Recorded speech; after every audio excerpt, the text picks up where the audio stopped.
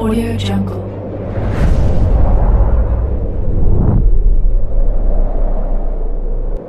Yo, balik lagi bersama Mimin di Manhwa TV. Kali ini kita akan lanjutkan pembahasan dari cerita Catastrophic Press. BTW yang nyari episode sebelumnya Mimin tempel di deskripsi beserta dengan playlistnya. Dan jangan lupa untuk join saluran WA untuk info terupdate dari Mimin. Linknya ada di deskripsi. Tanpa berlama-lama yuk kita masuk ke alur ceritanya.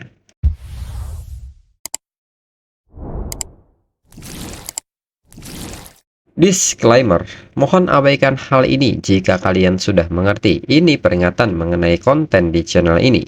Video ini berisi alur cerita komik yang mempermudah bagi pendengarnya untuk mengetahui isi ceritanya dan memahami alur ceritanya. Jika ada kesamaan tokoh dan tempat ini benar-benar tidak disengaja. Dan peringatan bagi pendengar untuk tidak mencontoh atau meniru perkataan maupun perbuatan yang tidak baik yang ada di video ini. Karena cerita ini hanyalah fiktif belaka. Jika mengerti, yuk kita masuk ke ceritanya. Cerita berlanjut. Lalu 10 menit kemudian, Sumumu pun keluar dan mengatakan bahwa dirinya sudah selesai melakukan pengukuran dan meminta Linye untuk melihatnya sendiri, dan juga Sumumu memperingatkan Linye untuk tidak menyebarkan hasil ini ke siapapun. Lalu Linye yang melihat pengukuran milik Sumumu merasa ada yang salah dan kembali bertanya kepada Sumumu apakah Sumumu yakin. Ini sepertinya tidak benar menurut Linye. Sumumu pun bertanya apa yang sedang Linye bicarakan. Pemeriksaan kesehatan dirinya sebelumnya menunjukkan hasil yang sama. Linye pun menyebut jika datanya tidak akurat maka strateginya tidak akan efektif.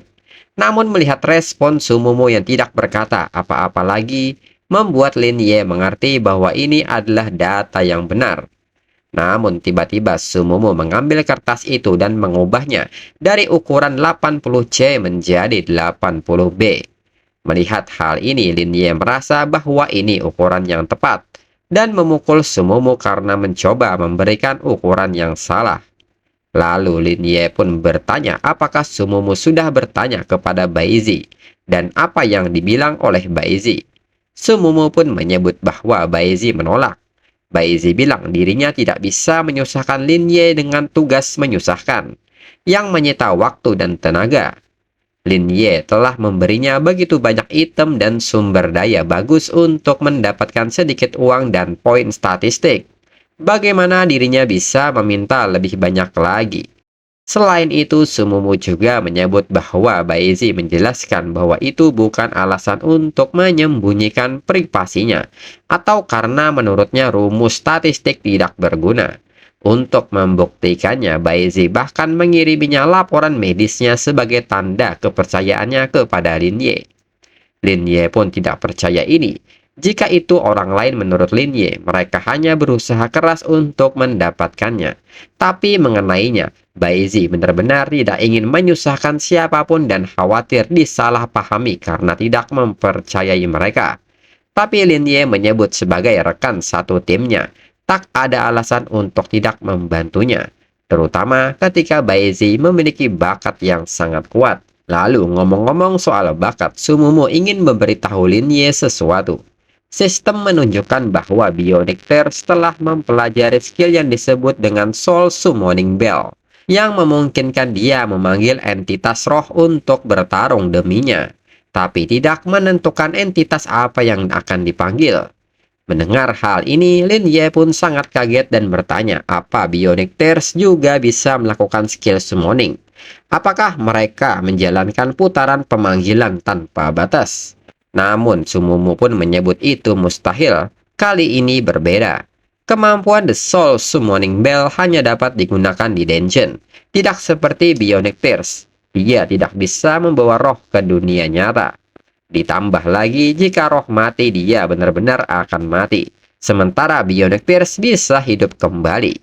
Sumumu juga menyebut bahwa dirinya belum menguji sisanya. Jadi dirinya tidak tahu lebih banyak. Linye pun mengerti dengan situasinya. Lin Ye pun meminta Sumumu untuk tidak khawatir dan mengajak Sumumu untuk mengujinya di dungeon sekarang untuk melihat efeknya. Dan mereka pun segera pergi ke dungeon Lizardman Tribe dengan level 8-10 dengan tingkat kesulitan hard. Lalu Sumumu pun nampak kaget dengan perlengkapan baru Lin Ye dan bertanya, apakah Lin Ye mengganti senjata fresh-nya?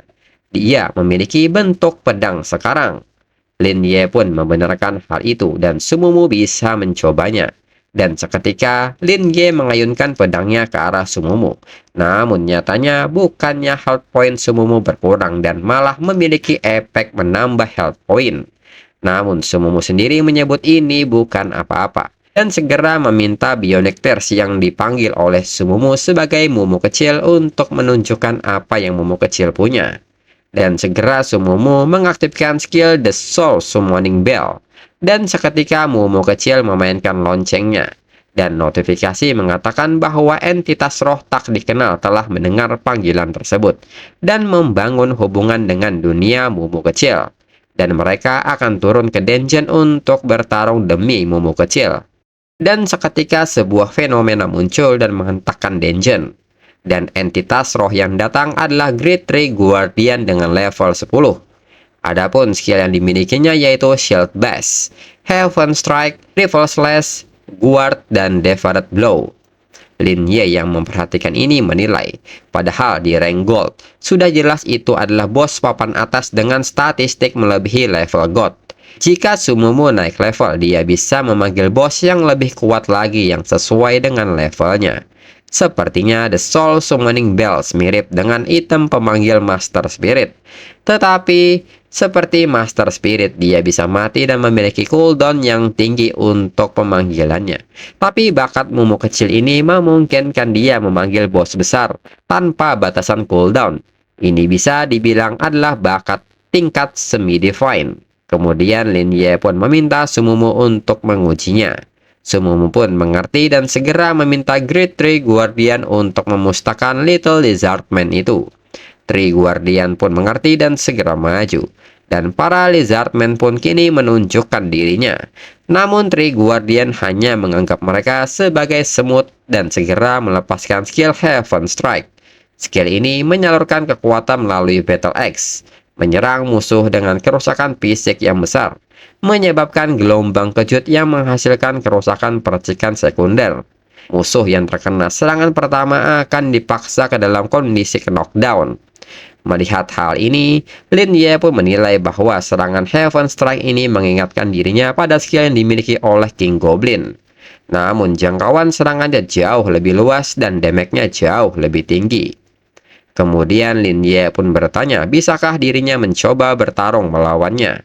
Namun Sumumu menolak keras hal ini dan mengatakan bahwa itu rekan Steam Lin Ye saat ini. Tidak bisakah Lin Ye kembali dan bersantai? Masih ada satu bos lagi yang harus dituju.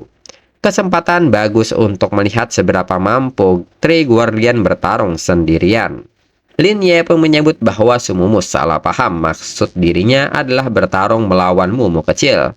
Mumu kecil yang menjadi target pun kaget dan berlindung di belakang Sumumu. Sumumu sendiri juga menolak hal ini. Namun Lin Ye segera meminta Sumumu untuk melupakan ini dan meminta Sumumu untuk membuat Tree Guardian bersiap sampai wilayah berikutnya. Lizardmanship adalah ujian yang lebih baik untuk skill Tree Guardian. Dan biarkan dirinya menangani sisanya di sini. Dan Lin Ye pun mengubah bentuk senjatanya ke Blade of Destruction. Dengan cepat Lin Ye pun masuk ke pertempuran dan segera menyerang para Lizardman. Namun saat serangan terjadi, Lin Ye pun kaget karena tidak ada serangan kritis yang masuk. Lin Ye pun bertanya-tanya tidak bisakah dirinya mengalahkannya dengan satu kali ayunan.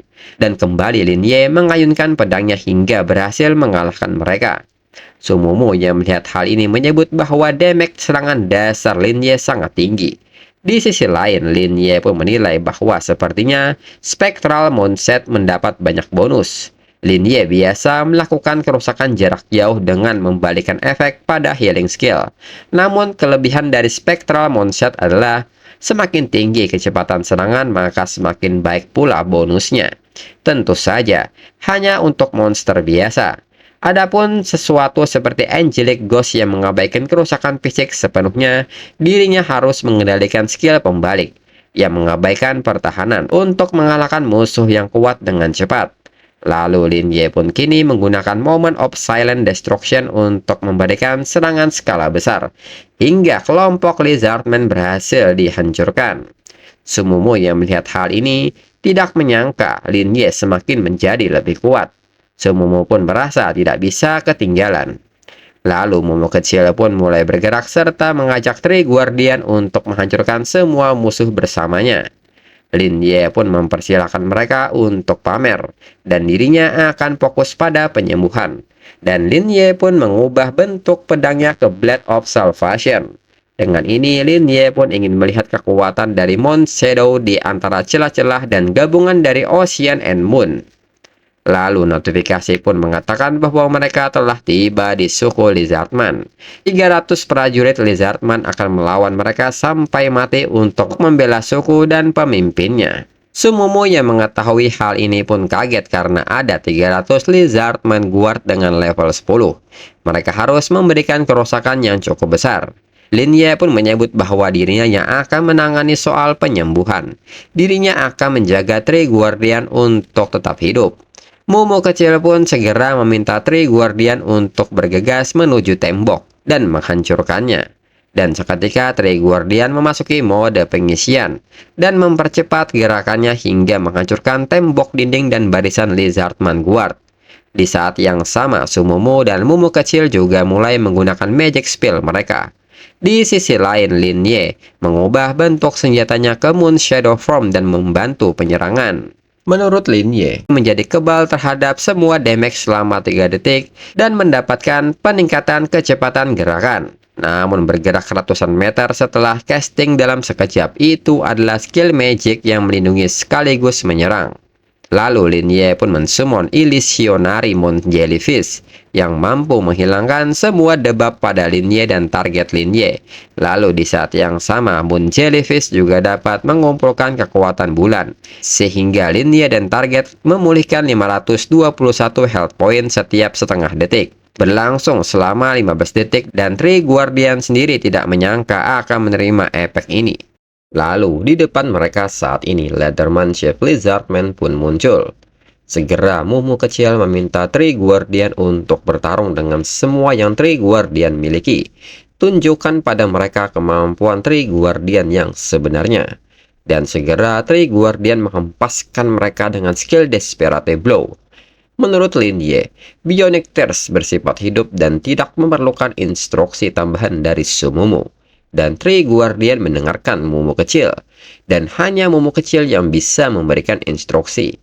Three Guardian itu sudah cukup kuat, tetapi kelemahannya cukup jelas, dan akan berada pada posisi yang sangat tidak menguntungkan melawan kelas dengan kelincahan tinggi di masa depan. Dan karena Lin Ye merasa sudah cukup melihat dan dirinya telah menguji sebagian besar skill yang dimiliki Spectral Moonset, maka Lin Ye berniat segera mengakhiri ini dan segera mengubah bentuk pedangnya menjadi The Blade of Destruction serta mengaktifkan bakat reversalnya dan menggunakan skill Fallen Hill sehingga dengan cepat mengalahkan Chief Lizardman. Dan bersamaan dengan itu, notifikasi menyebut bahwa dungeon telah diselesaikan. Di saat itu Three Guardian bisa merasakan kekuatan ini dan bertanya-tanya mengapa kekuatan Lin Ye begitu familiar. Three Guardian pun segera mendekati Lin Ye serta meminta izin bertanya kepada Lin Ye sebelum dirinya kembali ke alam roh. Lin Ye pun mempersilahkannya. Di saat itu Lin Ye baru menyadari bahwa Three Guardian adalah makhluk hidup yang ada di dalam alam lain. Di saat itu, Lin Ye baru menyadari bahwa Three Guardian adalah makhluk hidup yang ada di dalam alam lain. Tidak mengherankan ini hanya pemanggilan satu kali, dan Guardian tidak dapat hidup kembali jika mati. Seperti Dark Horse Knight, meskipun dia memiliki ingatan tertentu dan kecerdasan. Dia hanya ilusi dari item pemanggil di penghujung hari. Bahkan jika dia terbunuh, dia bisa hidup kembali tanpa batas. Lalu Lin Ye pun bertanya apa yang Three Guardian inginkan darinya. Lalu Lin Ye menilai bahwa makhluk hidup dari alam lain sama seperti iblis abis atau malaikat yang mereka temui sebelumnya. Lin Ye pun bertanya-tanya apakah mereka benar-benar bukan ancaman bagi manusia. Lalu Tree Guardian mengatakan sebuah sarang yang terlupakan. Tree Guardian berharap Lin Ye bisa membawa tuannya ke sarang yang terlupakan. Dirinya tahu Lin Ye punya tanda khusus yang memberi Lin Ye wewenang untuk masuk. Tuannya memiliki otoritas yang sama. Lin Ye bisa mengajaknya. Lalu Lin Ye pun bertanya siapa tuan yang Tree Guardian bicarakan dan siapa Tree Guardian. Tree Guardian pun menyebut bahwa tuannya adalah Momo kecil, sedangkan dirinya hanyalah seorang prajurit biasa dan tidak bernama. Bersamaan dengan itu, mereka mendapatkan notifikasi mengenai keberhasilan mereka menyelesaikan dungeon ini, dan menerima peti harta karun tingkat silver. Dan notifikasi meminta konfirmasi Lin Ye apakah ingin membukanya sekarang atau tidak.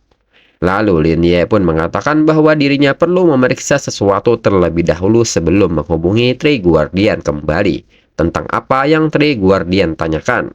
Dan setelahnya, Lin Ye pun mengajak Sumumu untuk pergi. Di saat itu, Sumumu pun bertanya-tanya apakah ada yang salah dengan Lin Ye. Kemudian saat mereka berjalan, Lin Ye pun nampak berpikir bahwa biasanya bakat seorang profesional berada di bawah kendali mutlak yang terbangun. Tidak akan ada bakat yang bisa dibangkitkan tanpa profesional.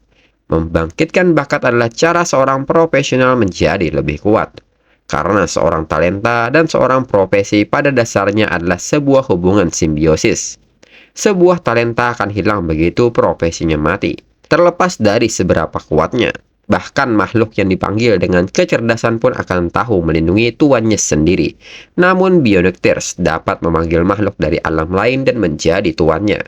Dia bahkan memiliki kunci yang memberinya akses ke sarang terlupakan. Lin Ye pun bertanya-tanya siapakah sebenarnya dia. Setelah Lin Ye memikirkan profesi malaikat Kuro, mau tak mau dirinya berpikir bahwa Sumumu bahkan seluruh umat manusia mungkin berada dalam bahaya. Dirinya tak mungkin meninggalkan potensi ancaman terhadap seluruh umat manusia sendirian, dan Lin Ye pun perlu menyelesaikan masalah ini sesegera mungkin. Lalu Lin Ye pun mengatakan kepada Sumumu bahwa telah terjadi sesuatu. Mereka bisa kembali lebih dulu atau membersihkan dungeon lainnya. Sumumu pun mengerti. Di saat itu Sumumu pun memandang Lin Ye dan bertanya ada apa. Lin Ye pun menyebut bahwa tidak terjadi apa-apa. Dirinya mungkin memerlukan waktu beberapa saat untuk memberitahu Sumumu. Kemudian Lin Ye pun segera melakukan panggilan dan bertanya apakah dia tidak sibuk sekarang. Kemudian berpindah ke pusat kota Jiang di gedung Tiandu. Dan Lin Ye ternyata pergi menemui Huang Tianqi. Huang Tianqi pun bertanya apa yang begitu mendesak sehingga Lin Ye harus berbicara secara langsung kepada dirinya. Lin Ye pun menyebut bahwa Huang Tianqi dan petinggi di aliansi sadar bahwa dirinya memenuhi syarat untuk masuk ke sarang yang terlupakan. Huang Tianqi pun bertanya apakah Lin Ye ingin bertanya mengapa tidak ada yang memberitahu Lin Ye informasi tentang dungeon ini. Dalam pikiran Lin Ye, Huang Tianqi mengungkit masalah ini sendiri, sehingga tidak keberatan jika dirinya melakukannya. Lin Ye pun membenarkan hal ini. Itu salah satu pertanyaannya. Lalu apakah Huang Tianqi ingin dirinya lulus ujian profesi terlebih dahulu karena Huang Tianqi khawatir dengan keadaan pikiran dirinya? Huang Tianqi pun menyebut bahwa itulah salah satu alasannya. Tapi Huang Tianqi pikir dirinya bisa memberitahu Lin Ye jika Lin Ye ingin tahu. Lin Ye mungkin tidak menyadari betapa sulitnya dungeon itu. Ini puluhan kali lebih sulit daripada dungeon manapun yang pernah Lin Ye lihat sejauh ini. Bahkan monster biasa setidaknya memiliki peringkat diamond ke atas. Banyak penantang telah mati bahkan sebelum sempat melarikan diri. Tetapi mereka yang berbakat dan cukup terampil untuk menerima izin tersebut masih masuk satu demi satu. Dengan ini, apakah Lin Ye tahu alasannya? Lin Ye pun menyebut bahwa itu karena gear dan skill di atas diamond. Huang Tianqi pun membenarkan itu. Dengan mengalahkan bos, memberi mereka perlengkapan peringkat legendaris. Dan jika seseorang bisa bermain solo di seluruh dungeon, dia bahkan bisa mendapatkan peralatan dan skill tingkat mistikal. Mendengar hal ini, Lin Ye pun berpikir bahwa dirinya mengerti. Mereka tidak ingin dirinya menjadi terlalu egois. Jika dikira Lin Ye yang terkuat di seluruh dunia seperti Huang Shaofeng dan memasuki dungeon begitu saja, dirinya akan mati seketika. Lin Ye pun seketika bertanya level berapa yang harus dirinya masuki. Huang Tianqi menyebut bahwa level 15 itu adalah minimum. Meskipun dirinya menyarankan Lin Ye menunggu sampai Lin Ye mencapai level 20 dan menyinkronkan semua peralatan dan keterampilannya sebelum mempertimbangkan. Lin Ye pun meminta Huang Tianqi untuk tidak khawatir. Dirinya bukan orang yang gegabah. Lin Ye akan mempersiapkan diri dengan matang dan menganggapnya sama seriusnya dengan ujian profesinya. Karena ini sangat penting. Huang Tianqi pun mengerti. Selain itu, sebenarnya ada alasan penting lainnya mengapa dirinya berbagi semua ini dengan Lin Ye. Akhir-akhir ini, aliansi telah mendedikasikan sebagian besar upayanya untuk menyelidiki dan melacak Abyssal Demon dan The Evil Fallen. Hama ini semakin merajalela, dan Lin Ye hampir ikut terlibat juga. Seorang Evil Fallen bernama The White Clown telah muncul baru-baru ini. Mereka bahkan mendapat informasi bahwa ada banyak mata-mata dari Abyssal Demon dalam aliansi. Penduduk kota Jiang pasti akan mengambil tindakan besar. Dan Huang Tianqi menekankan bahwa sebagai profesional, mereka tidak bisa membiarkan tragedi masa lalu terulang kembali. Dan untuk episode selanjutnya tunggu sekitar 2 minggu lagi. Sekian dan terima kasih.